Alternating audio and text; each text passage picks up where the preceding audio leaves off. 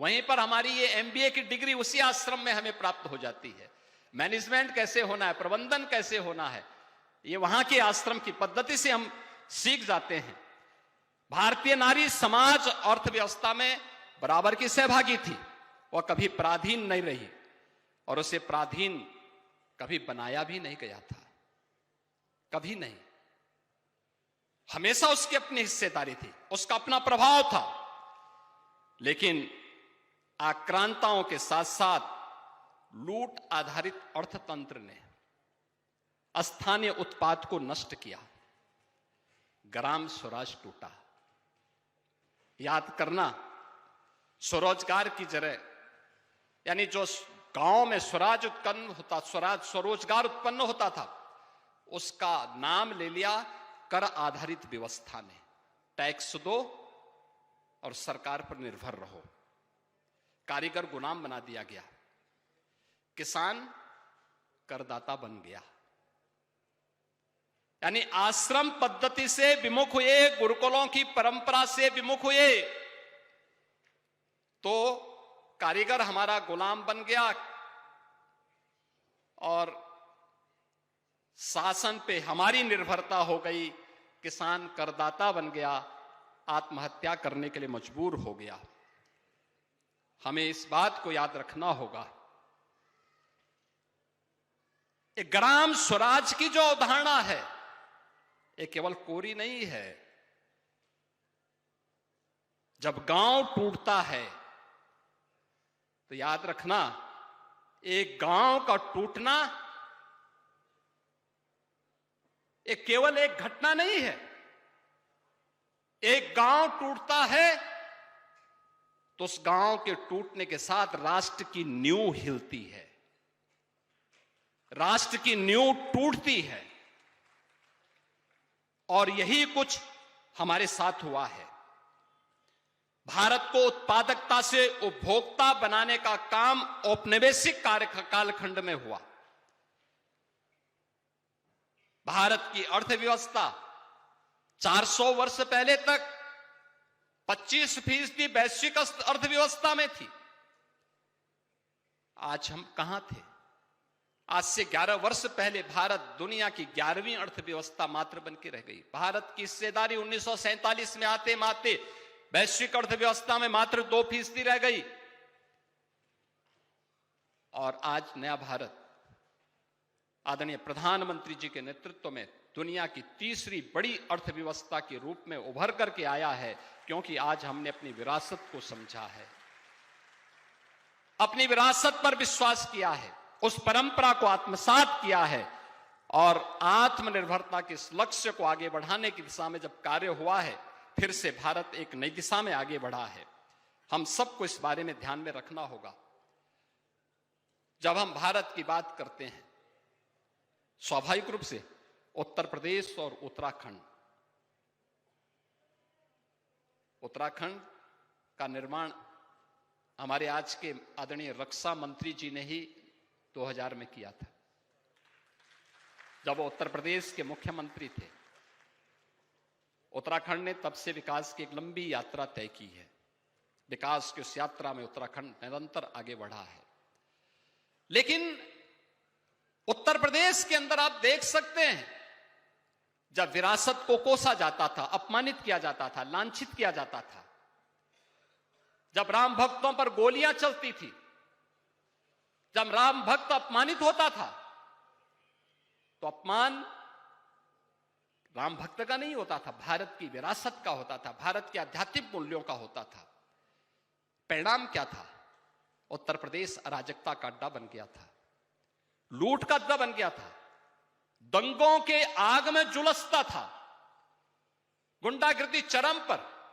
न बेटी सुरक्षित थी, न व्यापारी सुरक्षित था। विरासत का सम्मान हुआ, बेटी भी सुरक्षित हो गई, व्यापारी भी सुरक्षित हो गया।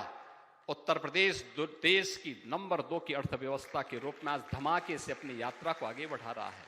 कोई सोचता था 500 वर्षों के बाद अयोध्या में राम मंदिर का निर्माण हो पाएगा? आज भव्य राम मंदिर बन गया, भव्य राम मंदिर। माननीय दिनेश जी बैठे हैं, भव्य राम मंदिर बन गया। अभी यहां मेरे पूज्य स्वामी अवधेशानंद गिरी जी महाराज से चर्चा हो रही थी। मैं उनका आभारी हूं। माघ मेले की शुरुआत में उनकी शुभेच्छा प्राप्त हुई थी। महाकुंभ के अवसर पर भी उन्होंने एक अभिभावक के रूप में वहां पर खड़े होकर के पूरे आयोजन को निर्विघ्न संपन्न कराने में पूरी ताकत के साथ आगे बढ़े थे। माघ मेला केवल कल्पवासियों का मेला होता था और इस बार माघ मेले में अब तक पौष पूर्णिमा से लेकर के अब तक 21 करोड़ श्रद्धालु गंगा, मां यमुना और सरस्वती की त्रिवेणी में डुबकी लगा चुके हैं, आस्था की पवित्र डुबकी लगा चुके हैं। हम जिसे अयोध्या कह रहे हैं, जो काशी है, जो मथुरा वृंदावन है, जो प्रयागराज है, ये जो हरिद्वार है, ये जो बद्री विशाल का बद्रीनाथ धाम है, केदारनाथ धाम है, ये मात्र आस्था के केंद्र नहीं है, ये राष्ट्र चेतना के भी केंद्र बिंदु हैं। राष्ट्र चेतना, राष्ट्र यहां से शक्ति प्राप्त करता है, भारत राष्ट्र यहीं से शक्ति प्राप्त करता है।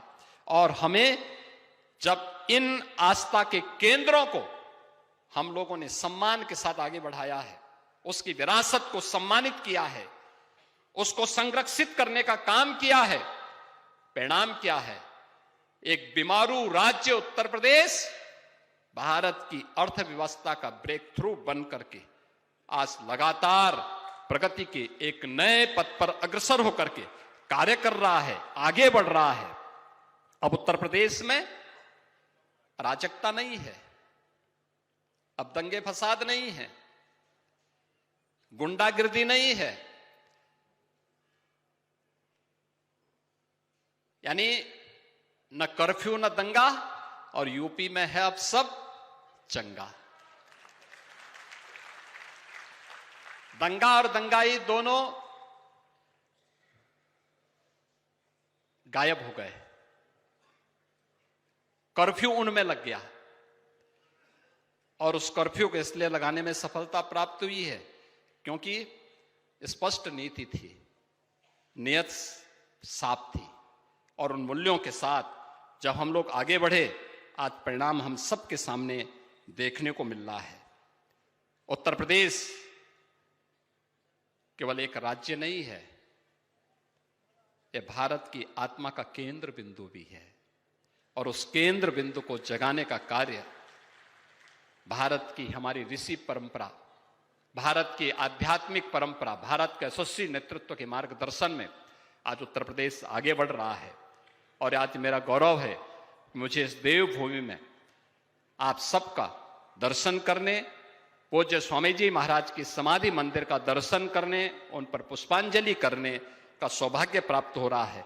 मैं इस अवसर पर एक बार फिर से इस देवभूमि को नमन करता हूं, पूज्य स्वामी जी महाराज की स्मृतियों को कोटि कोटि नमन करता हूं। उनका आशीर्वाद इस विकास की यात्रा को विरासत के साथ आगे बढ़ाने के लिए निरंतर प्रेरित करती रहेगी। इस विश्वास के साथ आप सभी के प्रति मैं अपनी मंगलमय शुभकामनाएं व्यक्त करते हुए पूज्य अवधेशानंद गिरी जी महाराज के प्रति अपनी मंगलमय शुभकामनाएं व्यक्त करता हूं। उनको हृदय से धन्यवाद भी करता हूं कि उन्होंने इस समारोह में मुझे आने का अवसर प्रदान किया।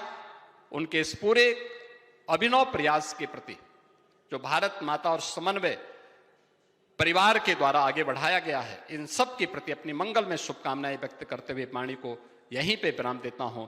धन्यवाद। जय हिंद। तो हरिद्वार से सीएम योगी आदित्यनाथ को आप सुन रहे हैं। संत सम्मेलन में सीएम योगी इस वक्त मौजूद हैं। रक्षा मंत्री राजनाथ सिंह भी वहीं पर मौजूद है। ये मंच की कुछ तस्वीरें भी आपको दिखा रहे हैं। मनोहर लाल भी आपको इन तस्वीरों में नजर आ रहे हैं। और किस तरीके से सीएम योगी की तरफ से ये कहा गया कि आज विकास और विरासत दोनों साथ साथ चल रहे हैं।